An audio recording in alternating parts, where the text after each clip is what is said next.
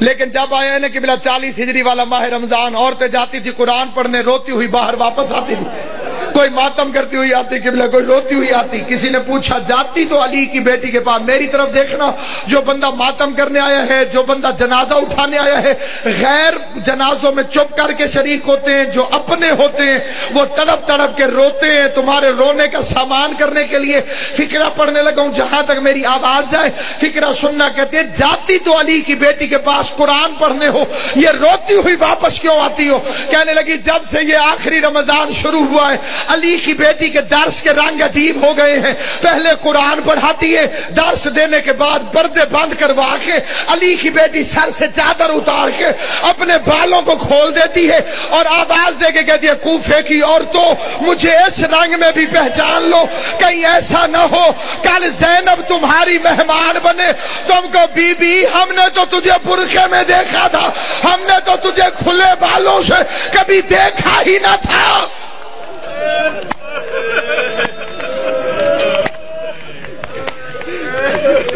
ہم نے تجھے کھلے بالوں سے کبھی دیکھا تو تجھے پہچان۔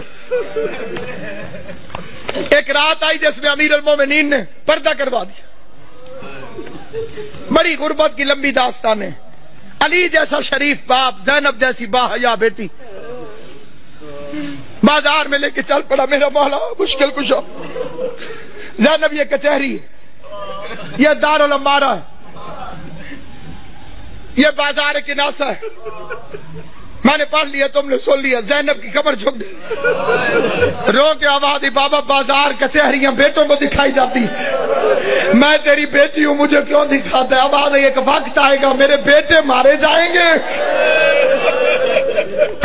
جزاک اللہ، میرے بیٹے مارے جائیں گے، تجھے درباروں میں آنا ہوگا۔ اگلا واقعہ جسے پڑھنا بڑا ضروری سمجھتا ہوں، میں نے مقتل میں اپنی آنکھوں سے پڑھا ہے۔ حسین کو بلایا اور داڑھی چومنی شروع کر۔ حسین عرض کرتے بابا میری داڑھی کیوں چومتے؟ فرمایا ایک دفعہ تیرے نانے نے میری داڑھی چومی تھی اور میں صدقے حسین دی اماں تو راضی ہوئے جو ہائے کر کے روتے ہو۔ میں نے روایت پڑھی تھی محرم میں بھی، پھر پڑھتا ہوں۔ امام صادق فرماتے خدایا ان آوازوں پہ رحم فرما جو حسین کے غم میں بلند ہوتی۔ کبھی اونچی آواز میں حسین کو رو لیا کر تو سمجھ لیا کر تجھے تیرے امام کی دعا مل گئی۔ حسین کی اماں تمہیں کوئی غم نہ دے سوائے غم حسین کے فقرہ پڑھنے لگا۔ عزاداران امام مظلوم کہا ایک دفعہ تیرے نانے نے میری داڑھی چومی تھی۔ میں نے پوچھا تھا مولا میری داڑھی کیوں چوم دو؟ تو رسول نے فرمایا تھا علی ایک رمضان آئے گا جس میں تیری داڑھی خون سے خضاب ہوگی، اس لیے چوم دو میری داڑھی تو ایک میرے خون سے خضاب ہوگی، اور تیری داڑھی کبھی اکبر کے خون سے، کبھی علی اصغر کے خون، ماتم کرنا، کبھی غازی کے خون سے، کبھی قاسم کے خون سے، کبھی عباس کے خون سے۔ اجرکم اللہ جعلکم اللہ من الباقین، مولا میرا اور تمہارا شمار رونے اور رلانے والوں میں کرے۔ آخری روایت پڑھتا ہوں لیکن جہاں جہاں تک میری آواز جائے توجہ چاہتا ہوں۔ یہ دوسری رات ہے، علی کے زخمی ہونے کی پہلی رات ہے، لیکن یہ جو کل رات گزر گئی ہے، سارے جانتے ہو کہ یہ روزہ ام کلثوم کے پاس، اپنی شہزادی کے پاس میرے مولا نے افطار فرمایا۔ ایک فقرہ میں دست بستہ کہتا ہوں صاحب دربار کو گواہ بنا کر، میں کسی کی تردید میں نہیں کہتا، کسی کی مخالفت میں نہیں کہتا، کسی کی مخالفت کی میری اوقات نہیں۔ میں امام حسین کا سب سے چھوٹا ذاکر ہوں، جناب زہرا کا وکیل ہوں، میں کسی کی تردید میں نہیں، پہلے میں کوئی بعد میں مخالفتیں کرتے ہیں لوگ کہ جی ہمیں کہا ہے، کسی کو نہیں کہہ رہا، صرف ایک فقرہ کہہ رہا ہوں۔ کوشش کیا کرو بی بی ام کلثوم کو علی کی بے اولاد بیٹی نہ کہا کرو، یہ توہین ہے اس گھر کی۔ اس کا نام تھا زینب صغرا اور کنیت تھی ام کلثوم۔ ام کلثوم کا مطلب ہے کلثوم کی ماں۔ کلثوم کی ماں اگر نام ہو تو وہ بے اولاد نہیں ہوتی۔ دو چیزیں سامنے رکھی، دودھ اور نمک۔ علی علیہ السلام نے نمک رکھ لیا، فرمایا دودھ سنبھال کے رکھ، ممکن ہے صبح میرا کوئی مہمان آنے والا۔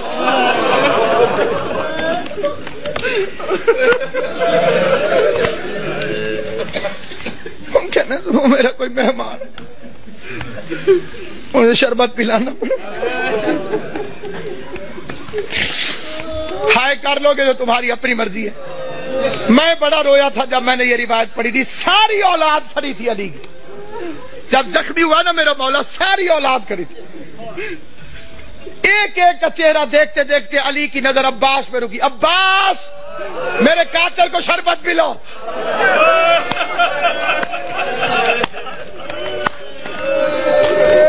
غازی کے امتحانوں کا آغاز ہو گیا. عباس کے امتحانوں کا آغاز ہو گیا.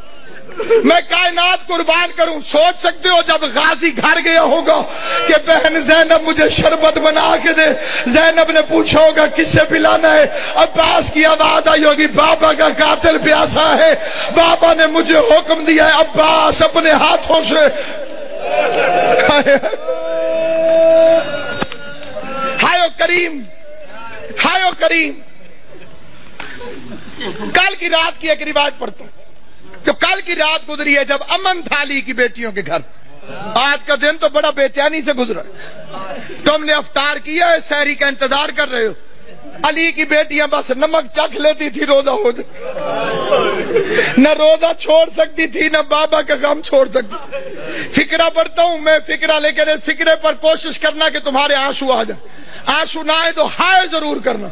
بھائی عمران شاہ جی میں نے مقتل میں پڑھا ہے, سارا دن برقعے کے اندر پردے کے پیچھے اپنے گھر میں باپ کو چھپ چھپ کے دیکھتی رہی. کوئی تو سمجھے گا میرا فکرہ. سارا دن بی بی زینب برقعے کے اندر پردے کے پیچھے, گھر کے اندر برقعے کے اندر پردے کے پیچھے, برقعے کے اندر پردے کے پیچھے. کبھی کبھی عباس سے پوچھ لیتی تھی بچ تو جائے گا میرا بابا, بچ تو جائے گا.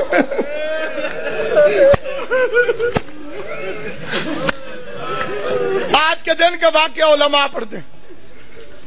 علی کی آنکھیں بند ہیں, کافی دیر چھپ کے دیکھتی رہی. عباس سے پوچھتی ہے آ جاؤں میں. عباس نے فرمایا اپنا گھر ہے, چار دیواری ہے, دروازے بند ہیں. آج باپ کے سامنے آئی, کافی دیر علی کا چہرہ دیکھتی رہی. بابا میرے مولا نے آنکھیں نہیں کھولی, قسمت کی ماری قریب بیٹھ گئی. موت کی ختم ہوئی بی بی زینب. قسمت نہیں علی کی بیٹی, کبھی ماں کو پٹیاں باندھتی رہی.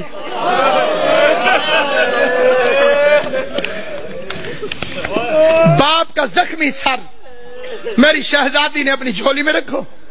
چہرے کو دیکھ کے ایک فکرہ کا دیکھ کے کہتی ہے بابا ساری زندگی تیری خواہش تھی میں تیرے سامنے آ کے باتیں کروں. بابا میں شرم کے مارے سامنے آ نہیں سکی. بابا پردیس میں مجھے جدائی نظر آ رہی ہے, آنکھیں کھول, میری خواہش ہے مجھ سے کچھ باتیں کر. بابا آج میرا دل کرتا ہے آنکھیں کھول, آنکھیں کھول. علی نے آنکھیں کھول کے جو فکرہ کہا ہے وہ فکرہ سنو گے. آنکھیں کھول کے کہو میری لائق بچی میری ایک آخری خواہش ہے پوری کرے گی. آواز دارین کا والی بابا تو حکم کر, زینب کی جان واری تجھ پر. آواز زینب ایک دفعہ مجھے صرف چل کے دکھا دے, تو چلتی کیسے. ادھر بی بی زینب نے چلنا شروع کیا. آواز حسن حسین بہن کا ہاتھ پکڑو, حسن حسین بہن کا ہاتھ پکڑو. چیخے مار مار کے میرا مولا حیدر کرار رویا. علی کے قریب آ کے حسن کہتے بابا چیخے مار کے کیوں روتے ہو. آواز روتا اس لیے ہوں جو علی جیسے باپ کے سامنے اپنے گھر کے اندر نہیں چل سکتی. 9 لاکھ شرابیوں کے مجمع میں شام کا بازار ہوگا. زینب عالیہ ہاتھوں میں ہتھ کڑیاں, بال کھلے ہوئے, اور کائنات ختم کیوں نہ ہو گئی. بے غیرت شراب پی رہے تھے, ڈھول بجانے والے ڈھول بجا رہے تھے. آواز آتی تھی تماشا دیکھو حیدر کرار کی بیٹیاں. جب کہوں گا پھر زیارت ہے. حیدر کرار کی بیٹیاں, شاہ ابرار کی بیٹیاں. آج بابا لیتا ہے, کل 7 نماز میں تھا. کل کی رات قبلہ لیلۃ القدر کا آغاز. مومنوں کے گھروں میں بڑی عبادت ہوتی ہے تو امیر المومنین کا گھر تھا. جنہیں لیلۃ القدر کی عبادت معلوم ہے, جو اس سے مستفید ہوتے ہیں, ان خوش نصیبوں سے میری التماس سے وہ میری حمایت کریں گے. علی کی بیٹیاں قرآن سر پہ رکھ کے بے کہ یا اللہ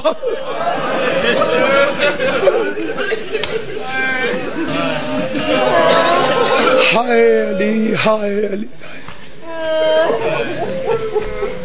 میں کہا یا اللہ، میں کہا یا اللہ، میں کہا یا اللہ. یہ کس رات کی بات کر رہا ہوں؟ دوسری رات. یہ جو کل قبلہ جی گزر گئی ہے، جناب امام زمان تو بستہ رکھیں صحت، یہ جو گزر گئی ہے رات، یہ صبح علی کو ضربت لگی، عبادت ہو رہی، لیلۃ القدر کی پہلی رات. اچانک علی کے دروازے پہ گھوڑوں کی ٹاپوں اور اسلحے کی جھنکار کی آواز آئی. گھوڑا چلے تو ٹاپوں کی آواز آتی ہے، تلوار نکلے تو آواز ہوتی ہے. آواز سننے کے بعد عباس نے مسلح چھوڑا، بجلی کی رفتار سے غازی دروازے تک پہنچا تھا. علی کی آواز، عباس ٹھہر جاؤ.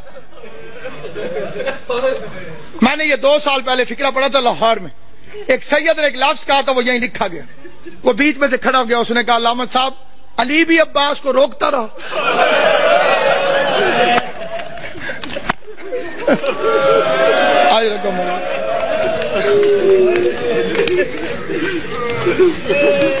علی بھی عباس کو روکتا، غازی کو روک کر میرا مولا باہر نکلا. کیسے میرے مولا نے دروازہ کھولا، کیا دیکھتے ہیں؟ 4 گھوڑے سوار کھڑے ہیں.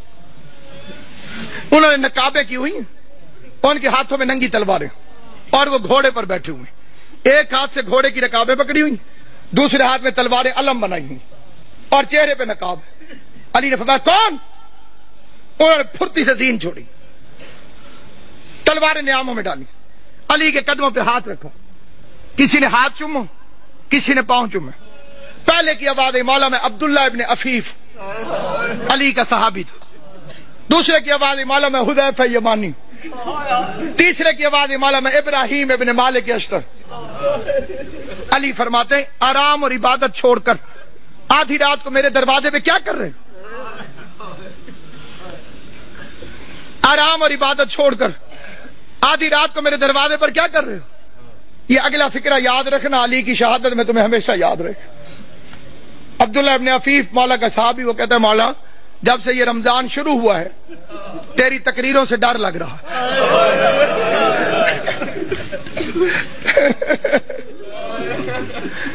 مولا ہم نے پوچھا خضاب کیوں چھوڑ دیا؟ آپ نے فرمایا اب یہ داڑھی خون سے خضاب ہو.